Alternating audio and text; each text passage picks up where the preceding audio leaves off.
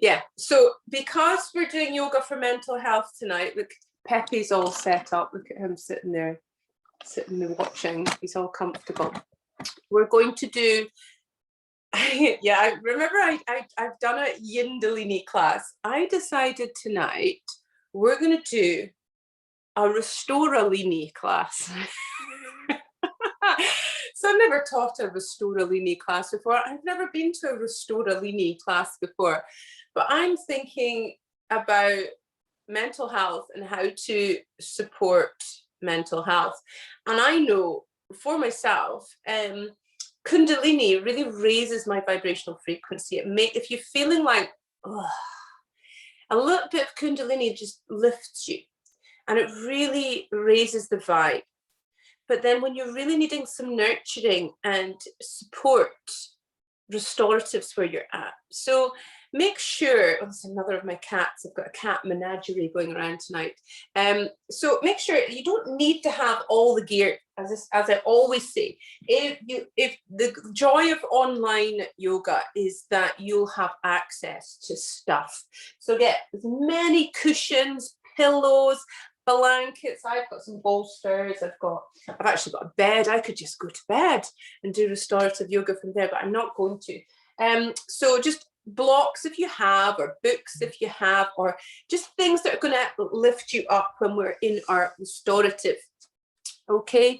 So I'm going to go quickly over a little bit of like what is mental health. We're speaking about mental health a lot.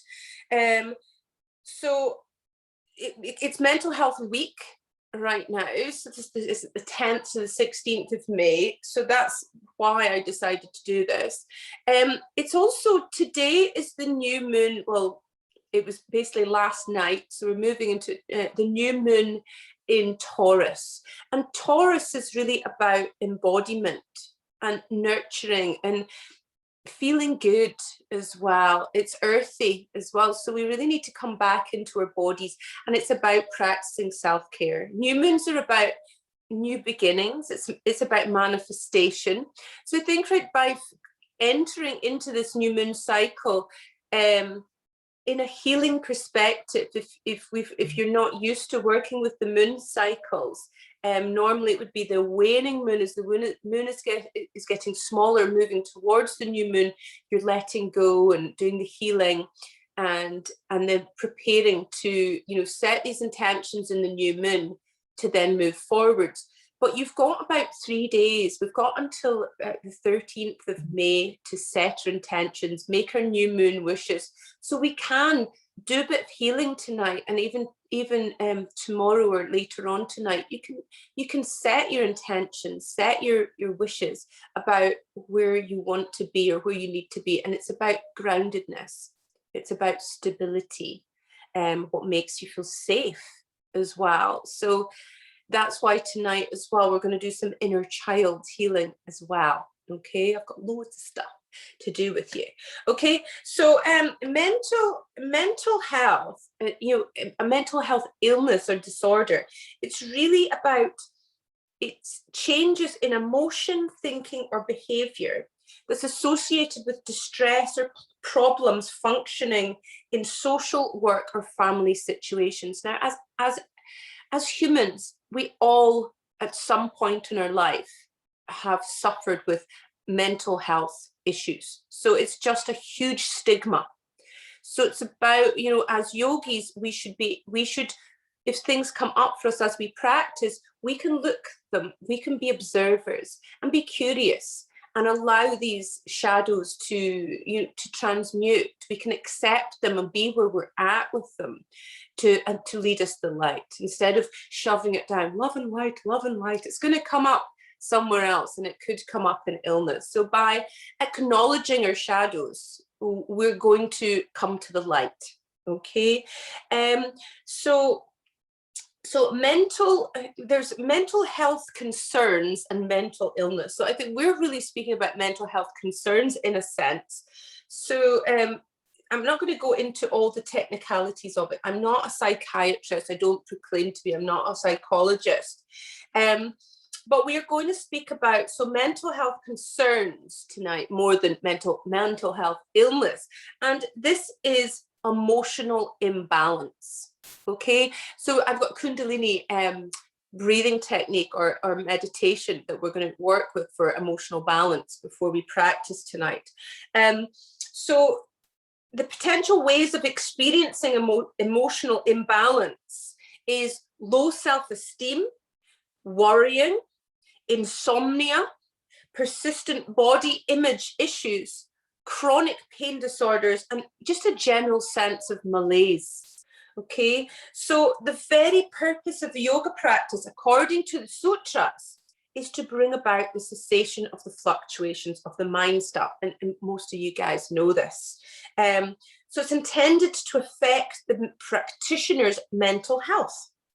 So it really is, yoga is to help with mental health. The asana, as you know, is really to allow us to sit in comfort and not in pain, so that we can meditate and then we can reach our we can reach our subconscious, our higher selves. So yoga balances the nervous system. So it's proven to impact the nervous system and bring stress relief, as you know as well. And it affects the brain chemistry too. So yoga and meditation can alter the very biochemistry of the brain more directly and efficiently than regular exercise. But it is important to get out there and have a bit of sunshine, if there's any fresh air. So it stimulates the relaxation response, and it invokes a balance of stimulation and regulation via glandular secretions of endorphins and adrenaline. So if you're anxious, you don't want to go in there and do loads of vinyasas and power yoga, because it's going to exacerbate the anxiety. But if you're depressed, you're not really wanting to do lots of restorative and stimulate the parasympathetic nervous system, because you'll feel even more unmotivated.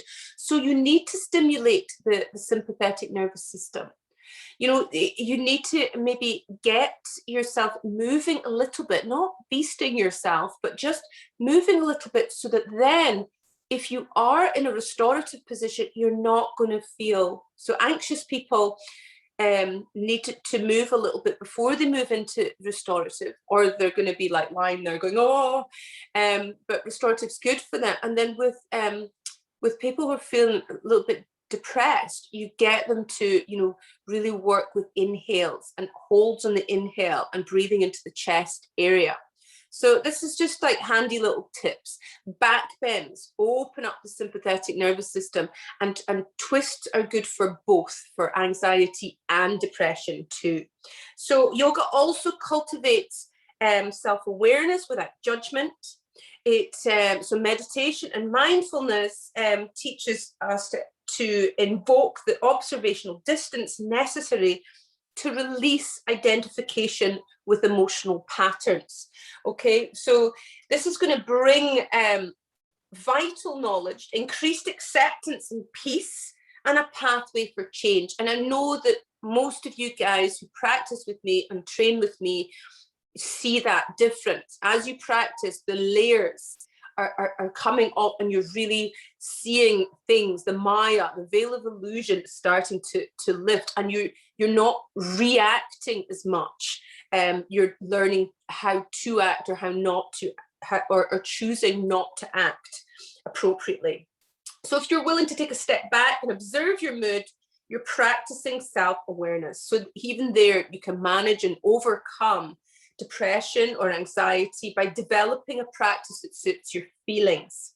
So yoga leads to an embodied experience, and embodiment is a key to yoga's impact on your sense of well-being.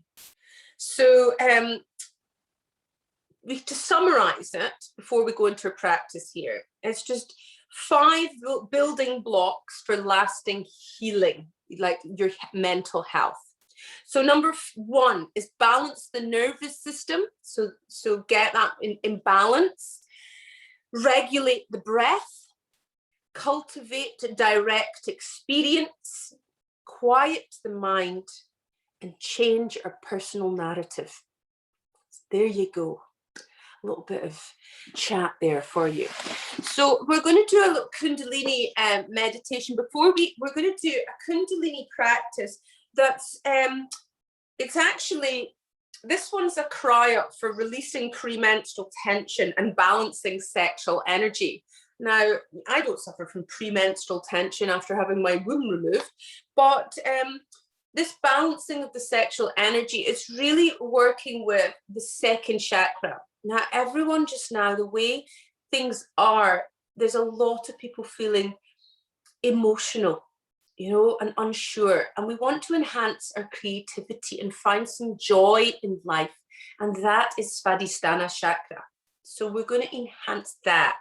And by balancing the sexual energy, in the energy in this area, it's going to help balance our emotions as well. Okay, so we're going to work with an emotional balance meditation. So Yogi Bhajan, the Kundalini man, has said that before you do this, you should drink lots and lots of water and to make sure your kidneys are balanced.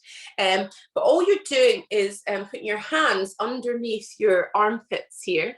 And then you're taking your ears up to your shoulders up to your ears and tucking the chin in. So that it's not, it does look a bit weird. I look like I'm doing a Sandy Togsvig impersonation.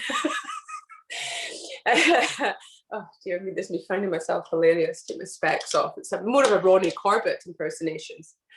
Okay, just me, all my 80s from British 80s on humor there. So it's a lock in the body, so there shouldn't be tension. Okay, so you're going to close your eyes and just smooth out the breath here, because actually by working with this lock, which does look ridiculous, but don't worry about what you look like. You're not recording yourself looking like me. So just find your breath. Now it automatically regulates the breath and slows it down. So if you ever are feeling really emotionally unbalanced, doing this just for a few breaths and really slowing down the breath, putting that lock, so it's a chin lock, Jalandhar Bandha, taking the ears and the shoulders up towards each other. And it's not tension you're holding. The hands are underneath, and this is balancing Aida and Pingala, two of the main nadis. It's just balancing the left and right hemispheres here. It's just bringing some balance back in. Okay, I love Kundalini meditations. They're so different to what we know, what we're cultured to be, what we perceive as normal. Okay, so releasing the shoulders now, just keeping the eyes closed, checking in with yourself, seeing where you're at, and knowing it's okay if you're not in you're agitated or you're tamasic and feeling there. That's okay. Just breathe acceptance into where you are today. Okay, so we're going to move into the first posture, and this is a meditation in itself. Okay, so this is for the pituitary gland, and apparently it relaxes the ovaries. I didn't realize I needed my ovaries relaxed, but there you go. And it's also good for the eyes. So it's similar to the pigeon pose or the sleeping swan pose, and the fact that you've got one knee bent, but this time if you're going to try and take your heel in near the perineum area here, and take your arms down by your side and rest your forehead down here. So it will feel a little bit strange, and you're actually stimulating the vagus nerve, which is in between your eyebrows, and that's stimulating the parasympathetic nervous system as well, and the pineal and the pituitary gland as well, and your pineal. So there's loads of stuff going on here. So just find your breath here. Now you can do this one for up to 11 minutes on each side. If you feel that this is one that's just going to help, really, it's actually a self-trance meditation in itself. Just allow the breath to settle. We're not doing 11 minutes either side, by the way. We're just doing I'm just getting you to work with the energy. So it's not pure. I don't proclaim to be a pure Kundalini yoga teacher.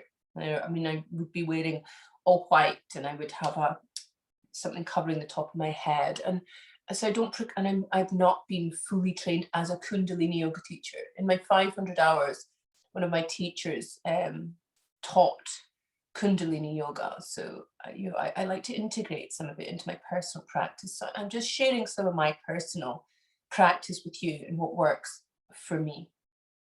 I am a restorative yoga teacher, a yin yoga teacher, as well as a vinyasa. But Kundalini is one of my passions, and I have worked with a lot of Kundalini teachers. Gurmukh Kaur is one of them. Okay, you're going to swap legs now. Okay. So you do find that it's really difficult to get your balance here, and especially if you've got boobs as well, because they kind of get in the way. I think sometimes with yoga as well, there's a lot of the patriarchal societies. It's really about, they forget that our body shapes are different as well. So don't find yourself fighting with your boobs and beating yourself up internally. So it's remember to practice ahimsa. Just smooth out the breath. So this is a great one for working with your third eye, Ajna or Agnya chakra as well.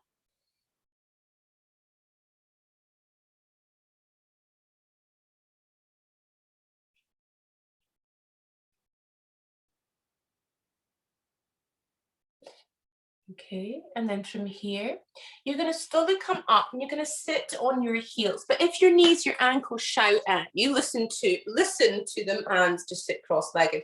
Because this next part, and this is something that you don't normally tend to do in a yoga class either.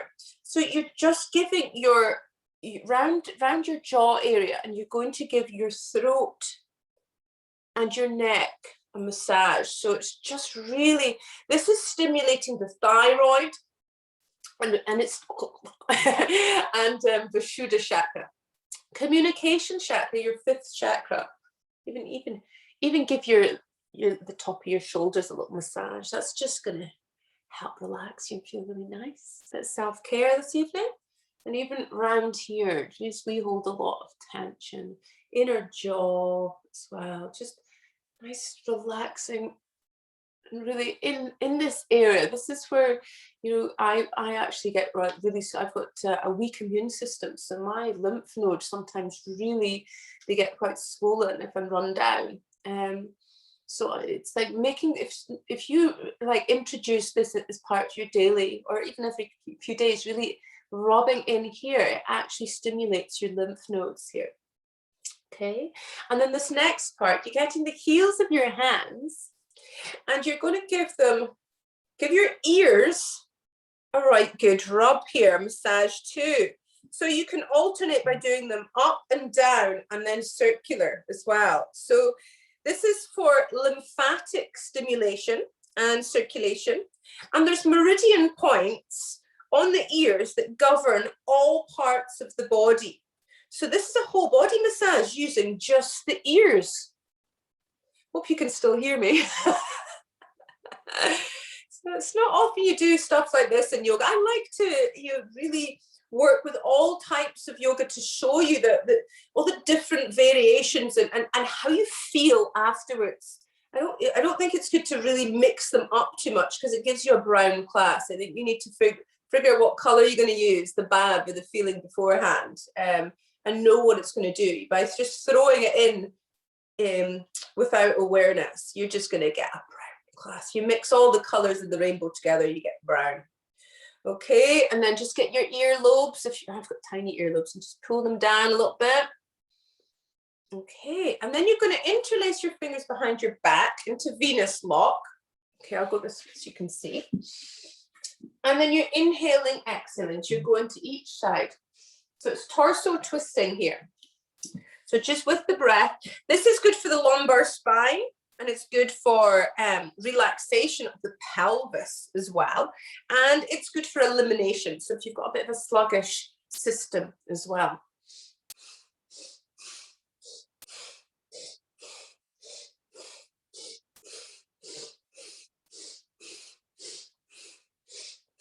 Okay, so this next one, this is where I make a little bit of a fool of myself, because my abs are not the greatest.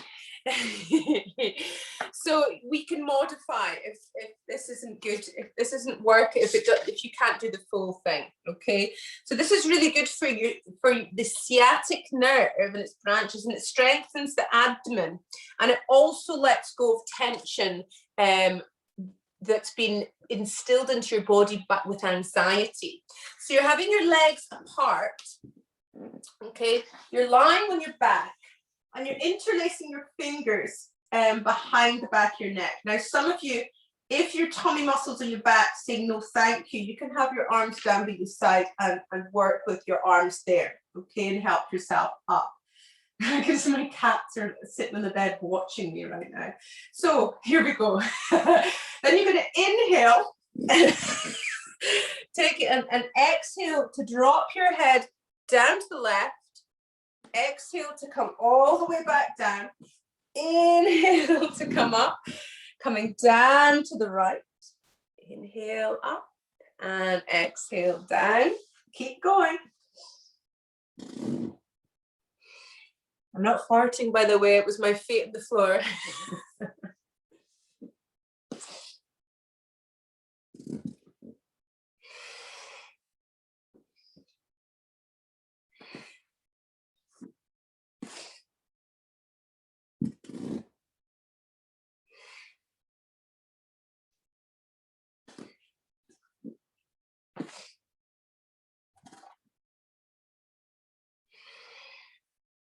Okay, the last time you go to the right, stay seated and just listen to your body. Feel the spine long, shoulders back and down, tuck the chin in slightly. Okay, this next one, this is an interesting one as well.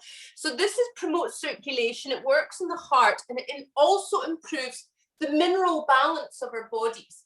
So you're holding onto your shoulders with your hands, and then you're going to just walk about on your elbows and your knees. I love a Kundalini class. It's great fun. It's not often you get to play in your mat. So I look at it as just like playing and having so much fun. It fills me with joy doing these random things. Okay, now we've balanced the minerals. Very good.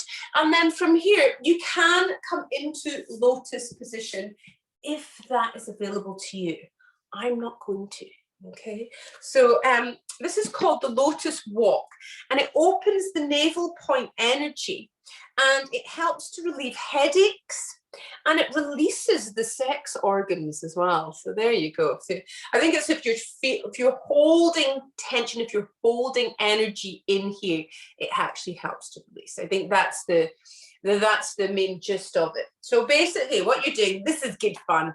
So if you're not in lotus position, that's fine. And if you're not going to lift your whole body up, that's fine too. Keep your feet on the ground. Modify, just have fun, okay? So I'll start here to show you. So basically, you're just lifting yourself up, walking up your mat, and then going back again. Just keep going.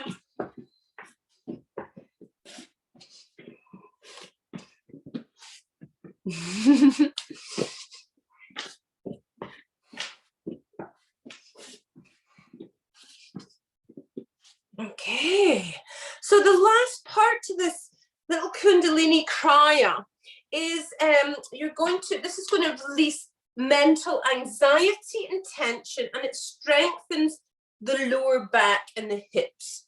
Okay, so what we're going to do is we're going to take your hands behind your back and lift up.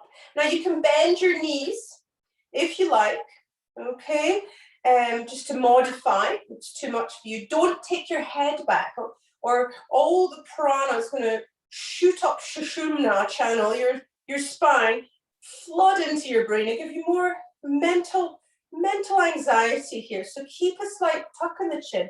And then from here, we're going to walk with our legs in and out. And you can work with rapid fire as well if you like.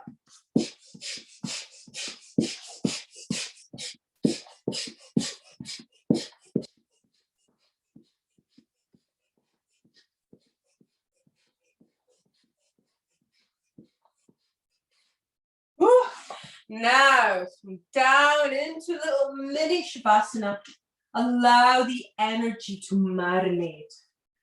Just feel the prana flowing through your body.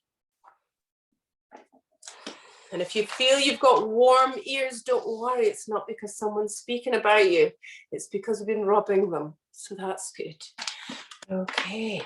So just staying there. So we're now going to be moving into a little bit more of a nurturing, restorative practice, just to soothe the ragged edges. And we're going to begin the restorative by saying to ourselves, as I love myself, it is only a short step to the loving of others. Okay. So we're going to begin. Hopefully you've all got walls. Some people don't. You might be outside on the beach having a nice time, but most of us have walls. So we're going to come into a legs up the wall position now. So you don't really need props to go up the wall, but if you want to, that is absolutely fine. So if you do have your period, however, you're not going to prop yourself up too much, okay? I quite like a wee bolster up near the wall to raise my hips up, and I like to have a pillow at the back of my head. Some of you guys might have eye bags as well, and eye bags I used to think were a little bit like, what the hell? It's just, but actually, that pressure on the eyeballs, again, that pressure there is actually stimulating the vagus nerve. So get yourself into Viparati Karani. So ideally, you're going to go in sideways and get yourself up onto the wall. Raising your hips. If you want to, you can put cushions under, or you don't actually have to, okay? So you can as well, if anyone has a belt, a yoga belt, or any sort of belt, is to stop that annoying thing with your legs coming apart. You can actually take a belt around your knees. I'm going to demonstrate. We'll come up this wall. So you can take the belt and tie the belt just around your knees so that then you don't even have to worry about your legs flailing about. So it's up to you. Take your arms over your head if that feels comfortable to you. So restorative yoga is different to yin yoga. So if you feel any pain or discomfort, you're going to move and make yourself comfortable. With yin, you're finding comfort in the discomfort, and the aim is to stress the joints, get your joints all juicy. So restorative is active relaxation. That's what we're looking to do. So you're just letting go. So breathing into the belly breathing. And it's not controlled breath. It's more an observing of the breath.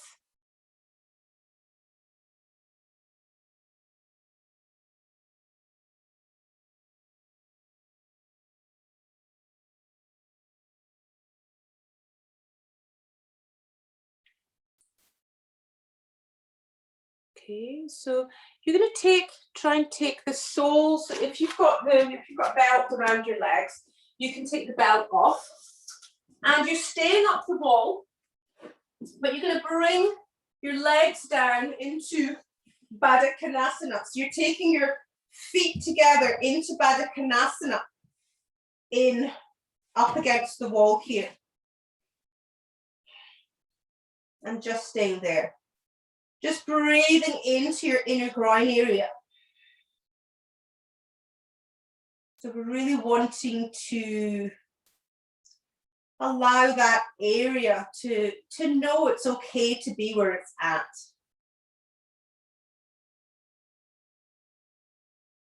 So just imagine that as you inhale, you're filling that area, your inner groin area, with healing golden light.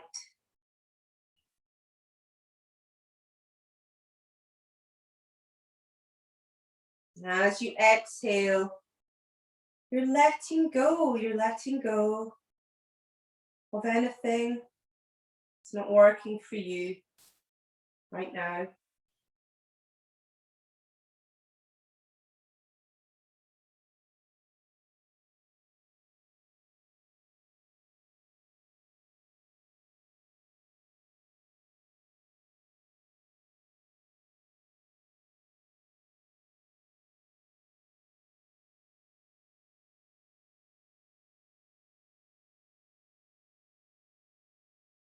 From here, you're going to cross your right leg over your left.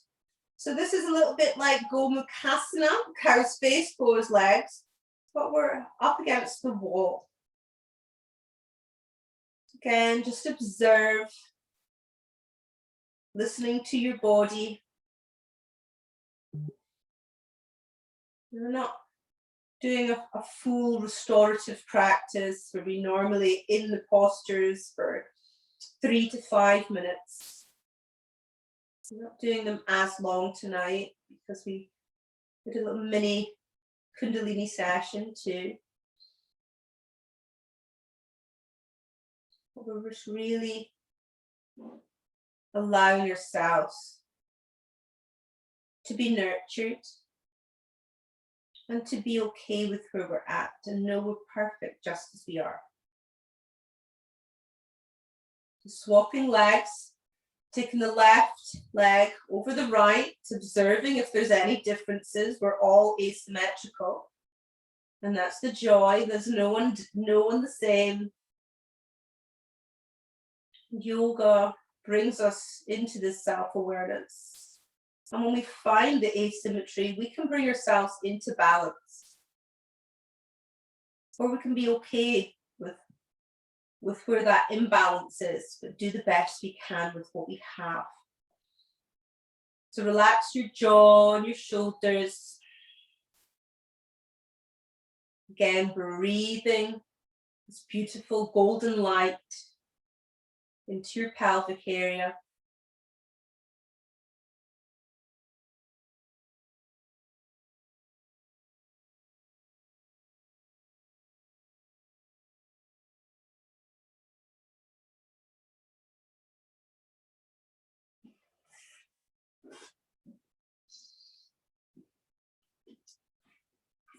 And then slowly bring your body down to one side and coming back into your mats.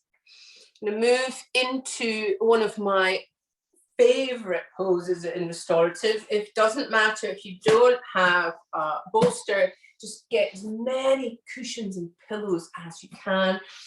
I like to get my bolster and get some blocks underneath because it always is amazing coming into supported balasana, supported child's pose.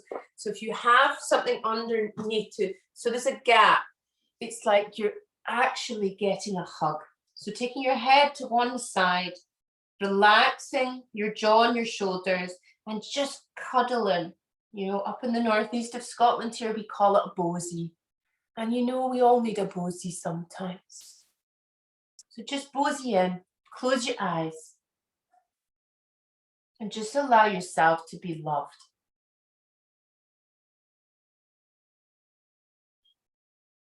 You deserve so much love.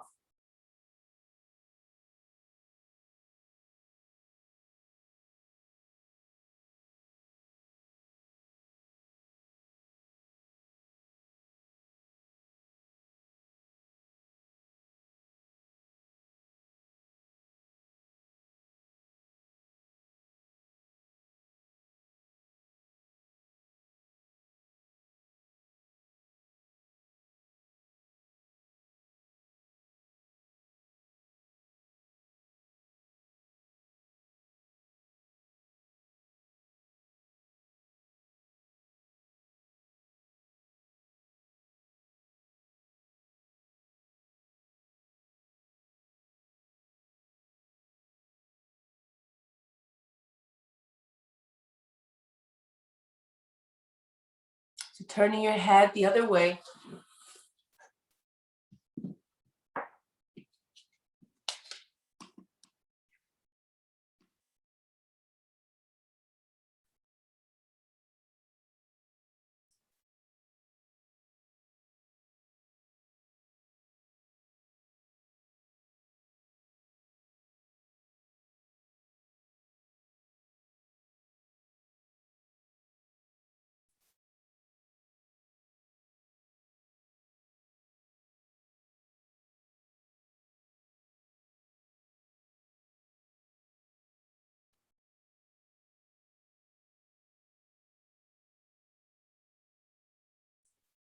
And then gently coming out of this one.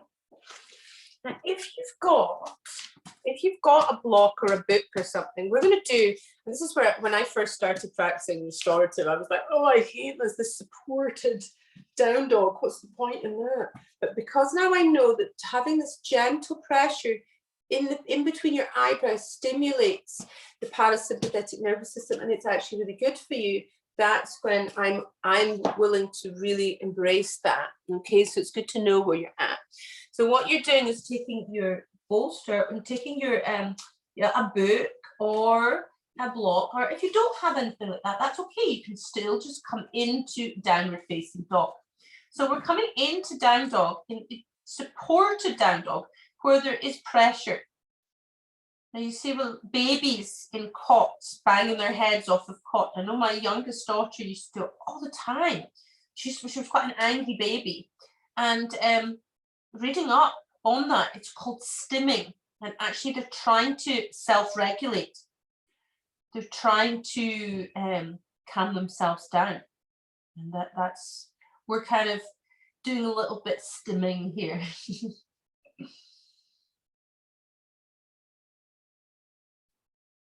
Okay, and then coming back down. Okay, so then from here, we're going to get some cushions behind us. We're coming into a posture called Sopta Virasana, the sleeping superhero. Now, if your knees, your ankles shout at you, come into Baddha Konasana, because we really don't want you to hurt your knees, and especially because this is restorative, we're not wanting to stress any joints. I'm going to put my blocks behind here, and so you're going to take your knees are bent and your bottom's coming to where your cushions or your blankets are, and you can, even because it's restorative, you can have you instead of having your arms dangling down and feeling that stretch in your shoulders, try and support your arms as well. Oh, and you can put if you've got an eye bag, I would highly recommend getting an eye bag for your shavasana nowadays. Now we know what it's for and why it's good for you. It really does help you really become a little bit, go inward in shavasana. So make sure you are comfortable, you are supported in this. Now, as I said, if your knees, your ankles are sore, you're going to open up instead into Baddha Konasana and place cushions underneath your knees.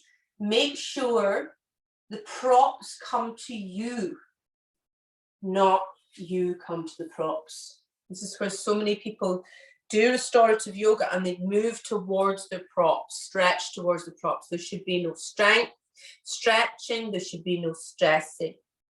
Your props come to you. Give yourself as much props you need. It's about supporting yourself. Just smooth the breath out, letting go.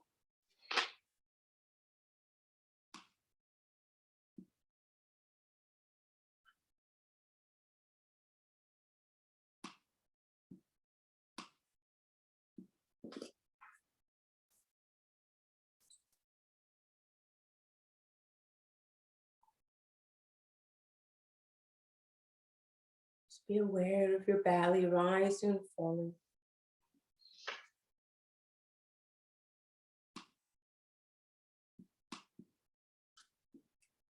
You're going to imagine yourself in a beautiful forest. It's green, soothing colours, with a sparkling forest pool and a waterfall. And imagine that you dive into the pool and then sit on a rock in the warming, soothing sun underneath the waterfall, and just allow the refreshing waters to cascade over your head and your body. Just feel washed clean, fresh, renewed.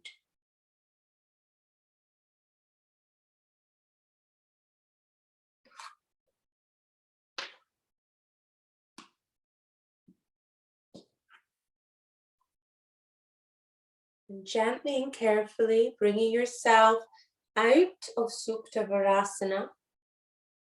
You can place cushions or blocks underneath your sit bones to come up into Virasana.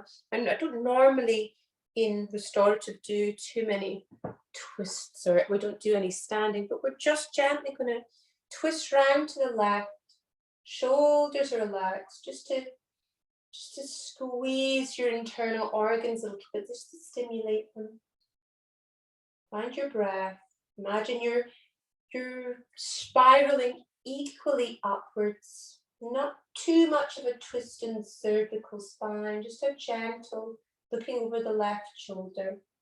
Relax the jaw. And then going the other way, looking over your right shoulder.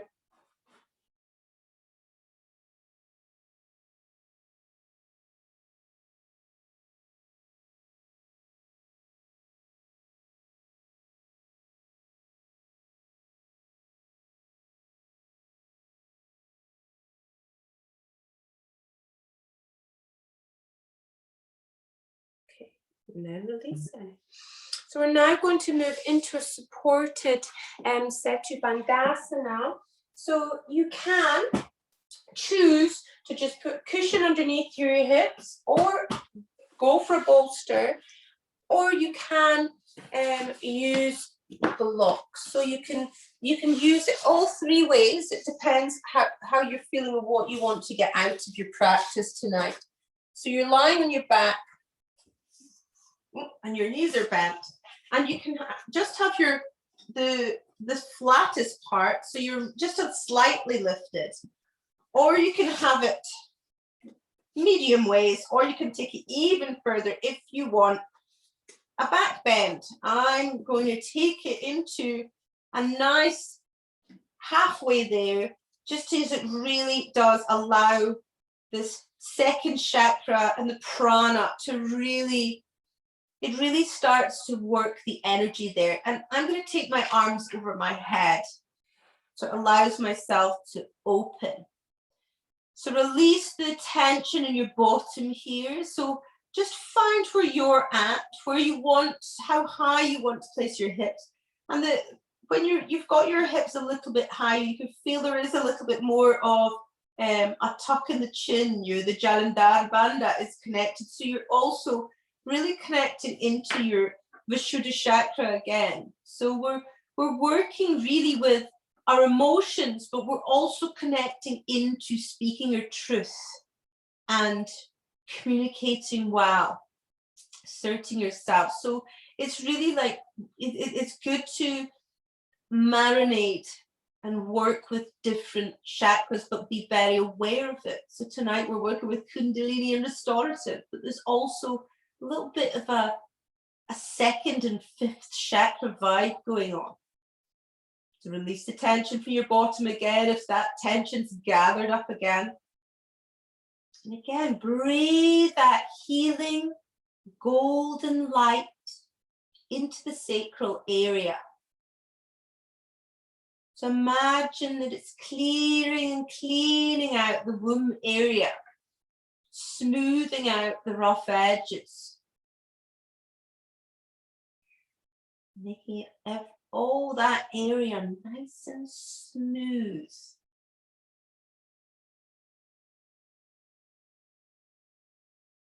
Giving the energy, just refreshing the energy and taking away any stagnant stuff you're holding on to. This golden light is transmuting.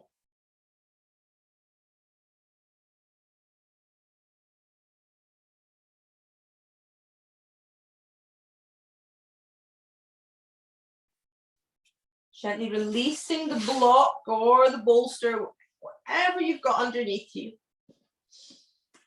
Just listening to your body, and then draw your knees in, Apanasana, just to stabilize your sacrum a little bit.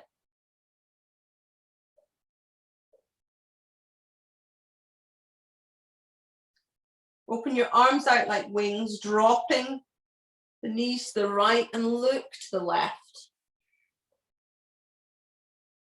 Belly breathing, relax your jaw and shoulders. It's not about the shape, remember.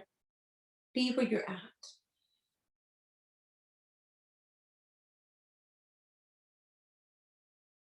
Take your knees back up and then drop them down to the left, looking along your right shoulder now. Belly breathing.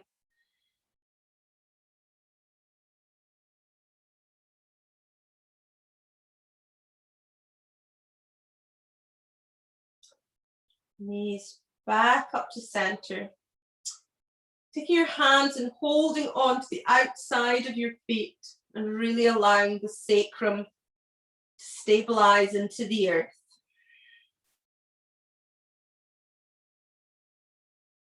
Breathing into the pelvic area, relaxing the jaw and the shoulders.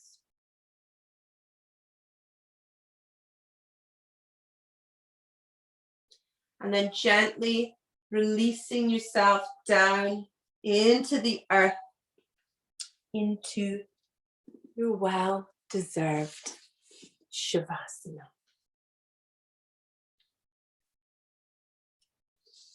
So letting go of your practice.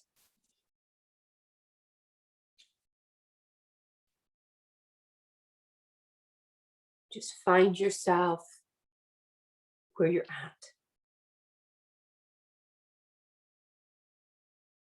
So close your eyes and go inside. Notice your breath. Is it calm and balanced? Is it moving quickly? Is it out of step with your center? Is it shallow or depthful? Connect with it. Your best friend, your truth teller, the breath of life. Now invite your thoughts to fade and keep returning to the breath. Let the breath become your consciousness. Inhalation, exhalation. Inhalation, exhalation. Thoughts fading as we go deeper into the feeling tenor, the breath of the heart. Now imagine a place, any place at all that brings you comfort. It can be an environment that you remember from early life, a place that brings you comfort, and it's a place where you maybe escape to later in life. It's anywhere that makes you feel safe. It's a refuge for your healing journey. Imagine this place deeply and make it as vivid and textured as you want.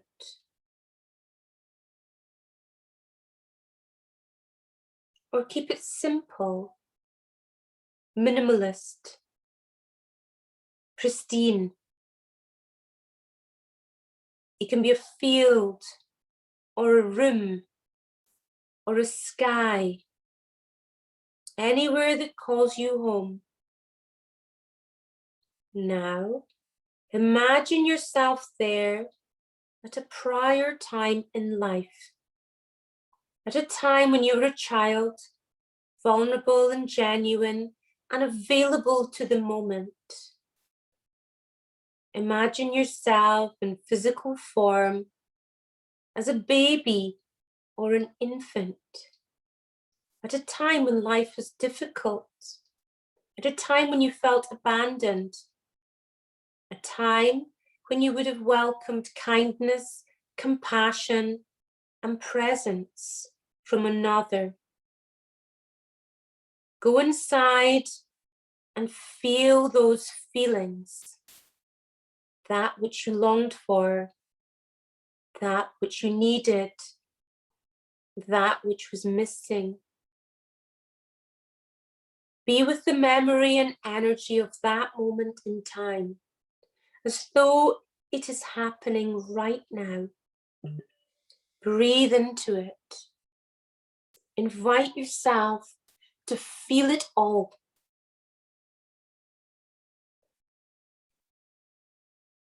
Now step back and witness your child self.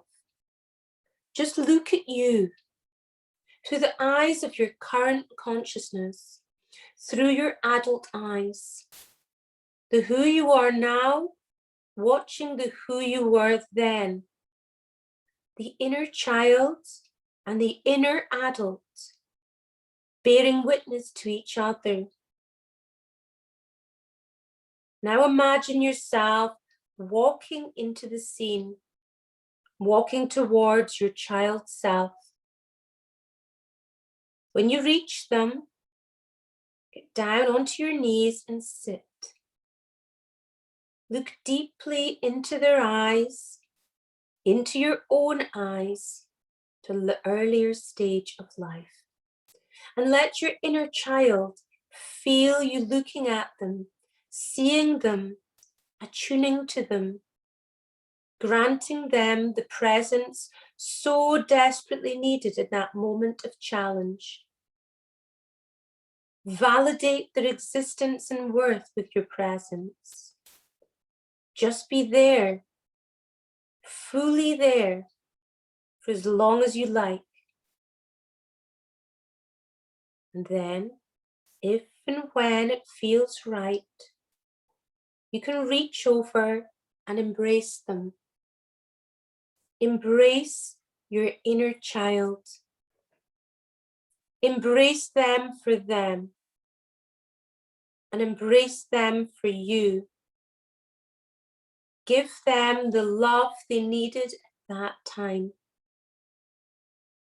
And let them remind you of your own vulnerability and gentleness.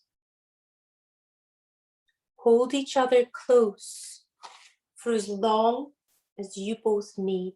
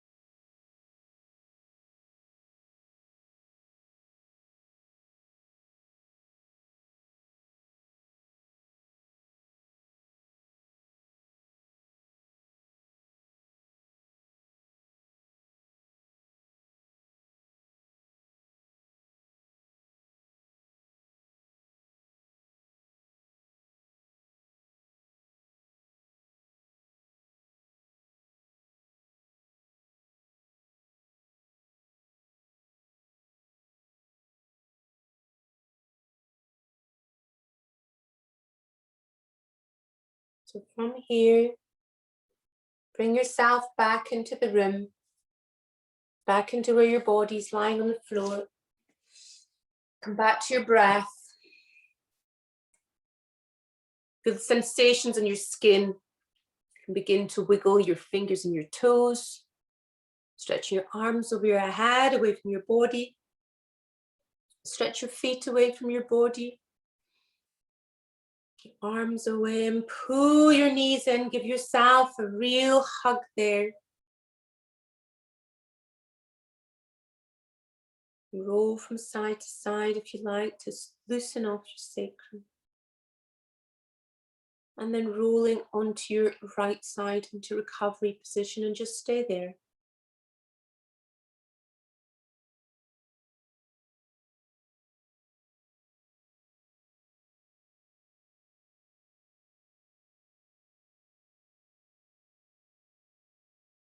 So keeping your eyes closed, gently coming up to seated position, hands in prayer position, Anjali Mudra. And then silently consider this affirmation. I will sit with this feeling of being enough and let it be with me this week. I will sit with this feeling of being enough and let it be with me this week. So we're going to end with an Om. Here we go.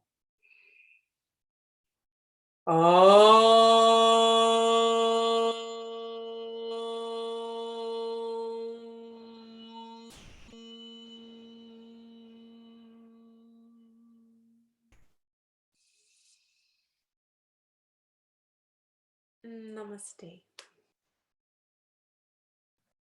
Thank you for practicing yoga with me tonight. It's been lovely to see you. I'm going to switch the recording off now.